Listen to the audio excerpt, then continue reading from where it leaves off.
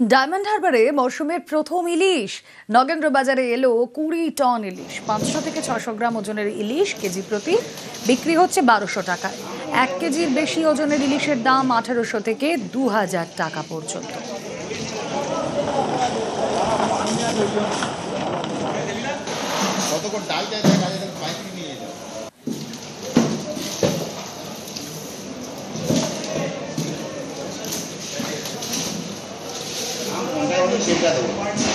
দেখা দিয়েছে ইলিশের সাইজও ভালো, গঠনও ভালো, আর আমাদের পরবর্তীকালে যাতে এর থেকেও বেটার মাছ পাওয়া যায় বা এই যায় তার প্রস্তুতিও চলছে। প্রায় 50-60 মণ করে মাছ এসছে, সাইজ এসছে 700-800 গ্রাম, 600 গ্রাম। 25-30 মণ করে ইলিশ পেয়েছে, বাদ বাকি হরজাই মাছ। তো মোটামুটি যা হিসাব, মোটামুটি এখনও পর্যন্ত যা খবর আমাদের কাছে প্রায় 20 টনের মতো ইলিশ হবে, আর 10 টনের মতো আদার্স হরজাই যাকে বলে ঢেলা, ভোলা, চালা ওইসব মাছ হবে। প্রথম ওপেনিংয়ে যে দেখা গেল লক্ষণটা খুব ভালো, আর এবছর প্রকৃতির এটাও ভালো আছে, টুকটাক বৃষ্টি হচ্ছে, তাই আশা করি যে এবছর আমরা ব্যবসা করতে পারবো। বাজারে ঢুকলো মরশুমের প্রথম ইলিশ। নামখানায় 25টি ট্রলারে এলো ইলিশ।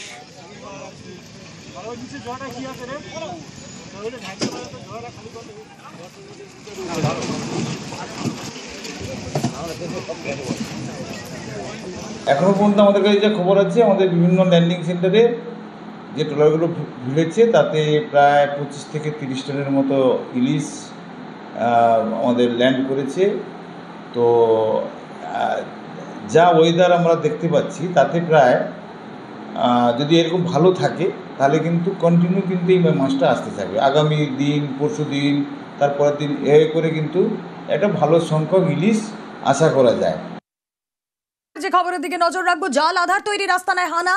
জাল আধার তৈরির কারবারে গ্রেপ্তার 7। শিলিগুড়ির ইস্টার্ন বাইপাসে অভিযান। 5 থেকে 10,000 টাকায় জাল আধার কার্ড বিক্রি। উদ্ধার প্রচুর জাল আধার ও ভোটার কার্ড। আর কি জানা যাচ্ছে, পার্থ প্রতিনিধি রয়েছেন আমাদের সঙ্গে। পার্থ, একেবারে শিলিগুড়ি শহর সংলগ্ন যে ইস্টার্ন বাইপাস, সেখানে কিন্তু একটি স্টুডিও, সেই স্টুডিওর আড়ালেই চলছিল এই বেআইনি কারবার। গোপন সূত্রে খবর পায় স্পেশাল অপারেশন গ্রুপ এবং ভুক্তনামক থানার পুলিশ, তারা দ্রুত অভিযান চালায়। ক্রেতা সেজে সেখানে সেই কারখানায় না দেয় তারা, এবং সেখানে গিয়ে তাদের এই পর্দা ফাঁস করে। এখান থেকে এখনো পর্যন্ত সেই স্টুডিওর মালিক সহ 7 জনকে ইতিমধ্যে গ্রেপ্তার করেছে। আরও কারা কারা জড়িত থাকা নিশ্চয়ই দেখছে। এটা পরিস্থিতি জানা যাচ্ছে 5 থেকে 10,000 টাকার বিনিময়ে শুধু জাল আধার কার্ডই নয়, সচিত্র পরিচয়পত্র থেকে শুরু করে জাতিগত শংসাপত্র সবই কিন্তু এখানে মিলত। এমনটাই কিন্তু প্রাথমিক জানতে পারছে পুলিশ, এবং তদন্তকারীরা ইতিমধ্যেই সেই স্টুডিও তারা সিল করে দিচ্ছে, এবং প্রচুর এই জাল আধার সচিত্র পরিচয়পত্র তৈরির যাবতীয় উপকরণ, একাধিক মেশিন, বায়োমেট্রিক মেশিন সহ একাধিক মেশিন উদ্ধার করেছে।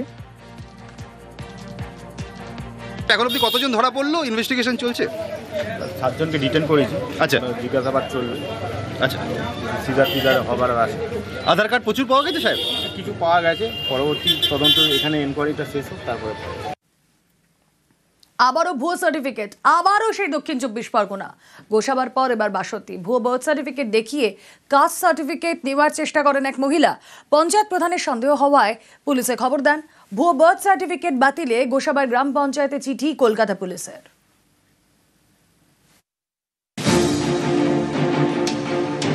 গোসাবার পর এবার বাসন্তী। আবারও সার্টিফিকেট জালিয়াতি দক্ষিণ 24 পরগনায়। এবার ভুয়ো বার্থ সার্টিফিকেট দেখিয়ে কাস্ট সার্টিফিকেট তৈরির চেষ্টা।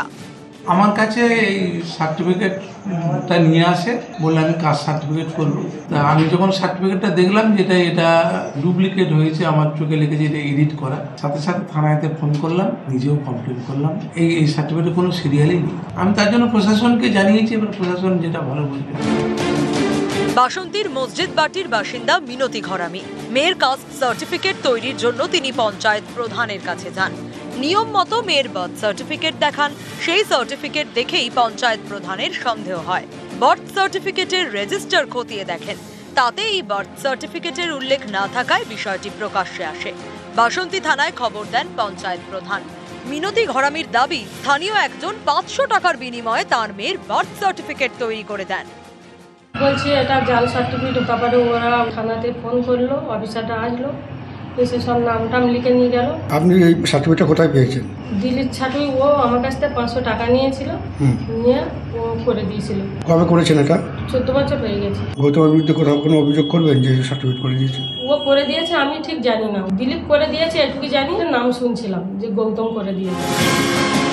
মসজিদ বাটি এলাকাতেই গৌতম ঘরামির ফটোকপি এবং ল্যামিনেশনের দোকান আছে। সেখান থেকেই ভুয়ো বার্থ সার্টিফিকেট তৈরি হয়েছে বলে অভিযোগ।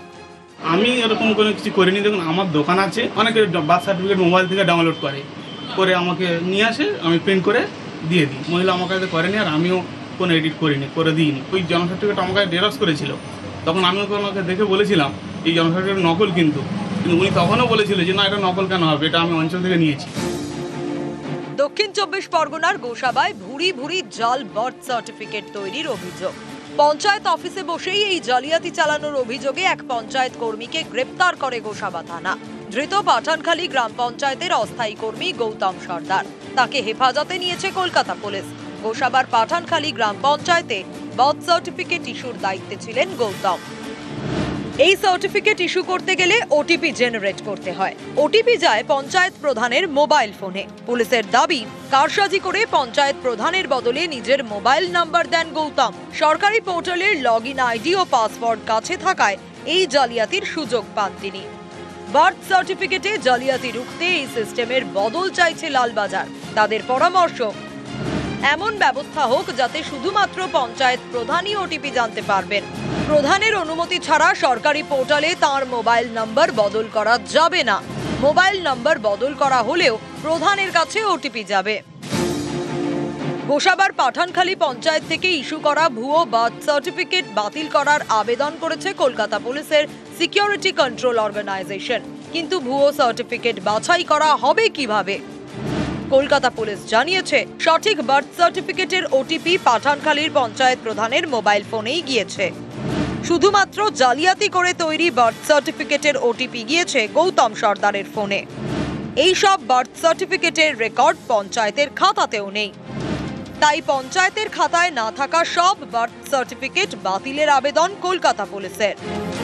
অনুপ বিশ্বাস এবং অমিত সরকার, নিউজ 18 বাংলা।